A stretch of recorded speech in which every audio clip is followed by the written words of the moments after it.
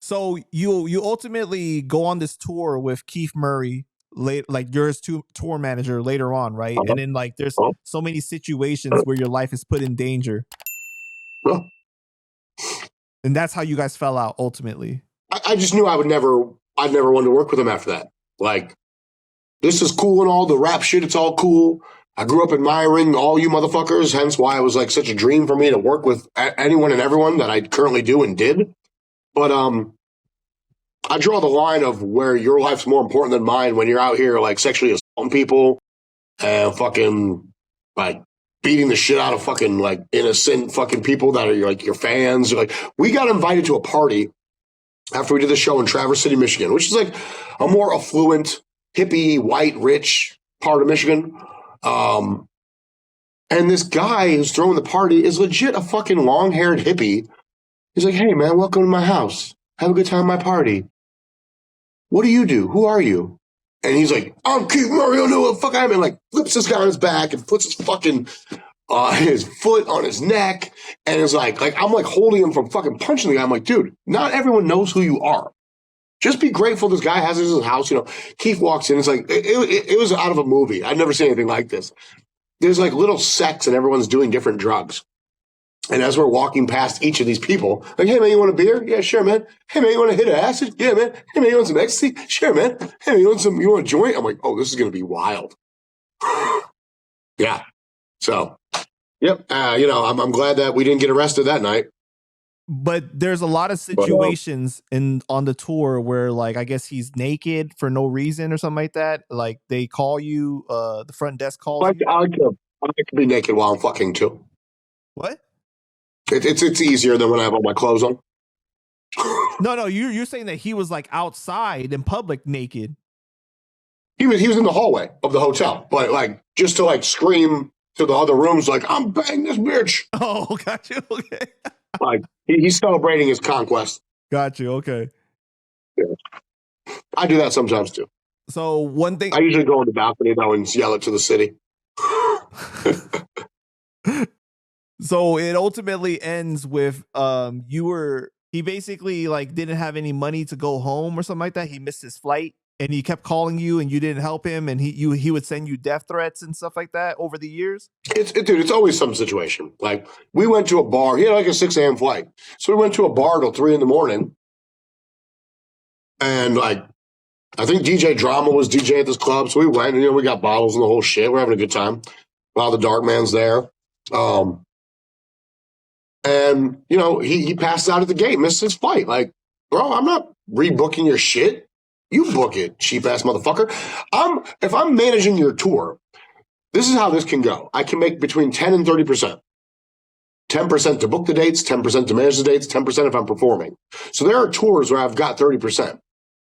But on this one, I was booking and managing. So 20%. So if you get, let's say Keith gets $3,000 and I book the tour, I get $300 and I manage the date, that's $300.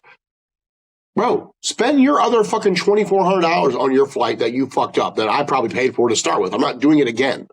That's how that goes. So it's like, no, I'm not going to fucking baby these motherfuckers that are all my senior. Another time where Keith was just like, "Next time I see you, I'm going to fuck you up, blah, blah, blah, blah, blah." Keith's last actual solo album was what? Like, predates the Undergods. It predates, so that's before 2009, 2010. Okay? We're in the year 2025 now. So Keith calls me, it's like 2016, 2017.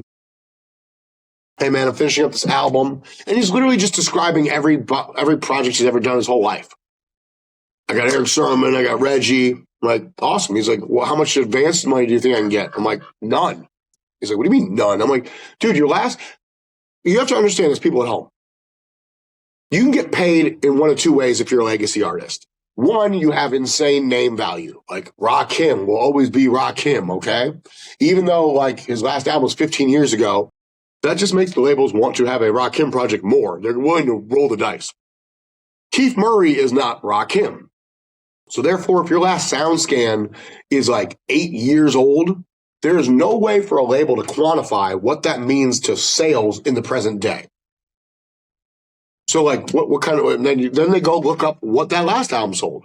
So let's say it sold 10,000 records. At most, that's $100,000.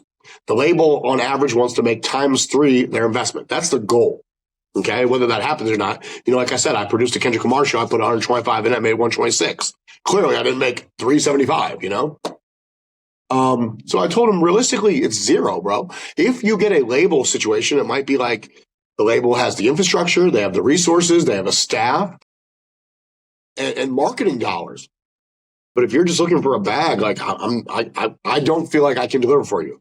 And I'm being honest about the situation. Like I like money as much as the next man. But no, Keith's like, go fuck yourself, and you're just fucking downplaying me. I'm a fucking legend. And, they always revert back to the same shit. Right. And then I did end up seeing Keith Murray after that, and he ran up on me. And thank God, because there was nowhere to run this time. Fucking, I was with K Solo, and him and K Solo, bad blood. They fought and shit. They got prison history and the whole nine. They were both together for the Def Squad reunion. Not the Def Squad. What was that? The Hit Squad? Fuck. The Hit Squad. Hit Squad reunion. And while Murray's running up on me, Solo like stands up and was like, nah. But you still did something nice for him when you with Adrian, with Anno Domini, right? You tried to get him paid. Mm-hmm. Sorry. That's what I love about doing interviews outside. I can spit on shit. Yeah. Be in my yard if I want. It's all part of the plan. Anna wanted to have Keith Murray in one of our Beats and Features packs.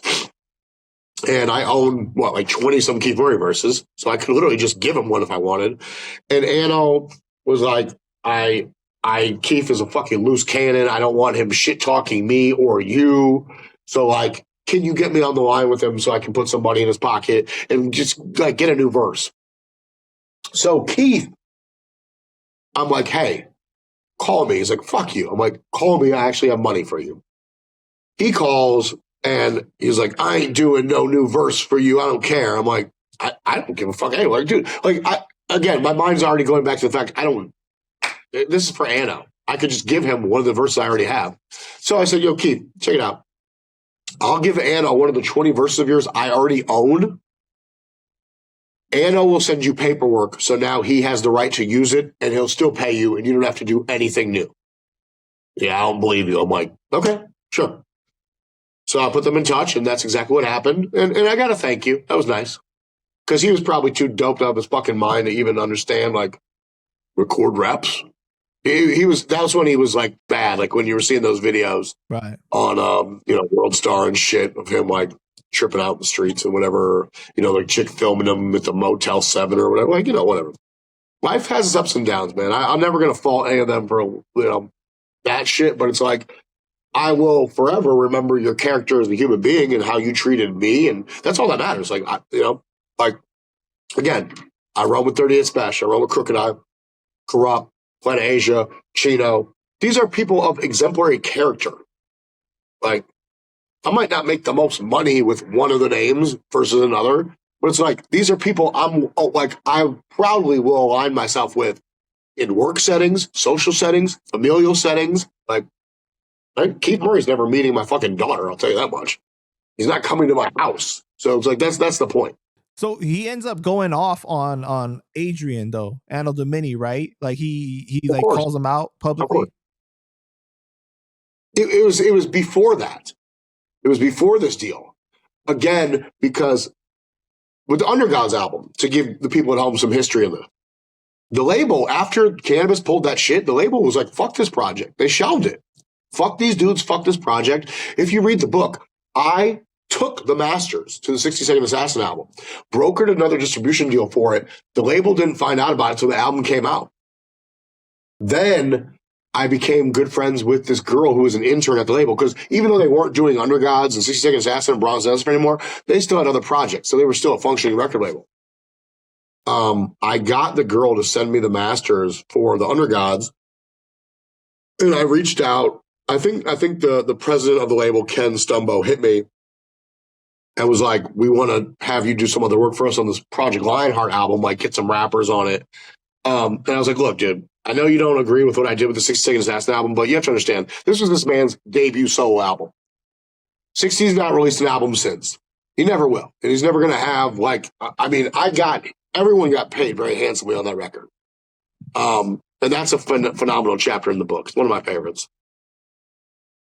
But I got RBC Records to buy the masters. And instead of paying the label, Canibus got paid more. I got paid more. Keith Murray got paid more. And then they added some new songs, and all the back end money, profit-wise, post-recoup, went to Sound Records. So I didn't have to, like, hijack the album like I did for 60 Second Assassin. Otherwise, that shit would have never seen the light of day. Right.